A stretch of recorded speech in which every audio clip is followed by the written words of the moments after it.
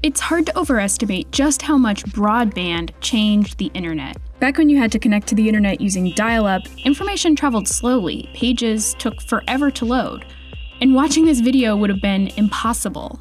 Today's internet is a completely different creature, which is why it's so puzzling that the last time Congress passed major legislation for regulating the internet, it was 1996. And so the task of regulating the internet has fallen to 5 unelected bureaucrats, the Federal Communications Commission.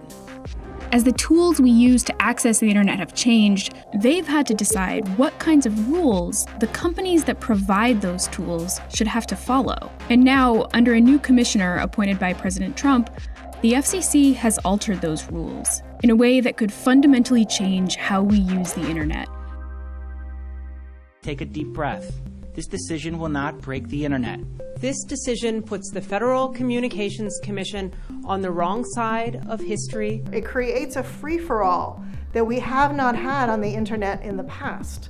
And that's very, very dangerous. It's gonna be What we're seeing here is the cableization of the internet. This is a dark day for innovation. This is a dark day for small business. It is a dark day for consumers. First, let's define what most people mean when they talk about net neutrality. A good working consensus model that most would agree with is the idea that internet service providers should treat all traffic more or less the same on their network. This means the companies whose wires and towers we use to access the internet can't block or slow down data from certain sites or apps. They can't make special deals to move certain data along faster than everybody else's. Internet content providers like Facebook, Google, and Netflix, they love net neutrality because it means that even if some of their products, like streaming this video for example, take up a lot more bandwidth than others like email, internet service providers can't charge them extra for getting all that data to our phones and computers. Which is exactly why ISPs like Comcast, Verizon, and AT&T hate it. If they could charge Netflix and YouTube extra for those big packets of data, they could make a lot of money. And now that the FCC has scrapped the net neutrality rules, they almost certainly will. ISPs will also be able to charge customers more to access sites or apps that take up more bandwidth. And some argue this will mean more choices for consumers. My sense is this would be fantastic, right? Because my daughter chews through my Verizon data cap every month and all she ever does is Instagram. So if I could pay like $20 and get her a phone that I could text with her and talk with her, but would allow her to use Instagram and get her off my standard data plan, that would be great. But by privileging established tools like Instagram, these plans could make it a lot harder for new ones to break through.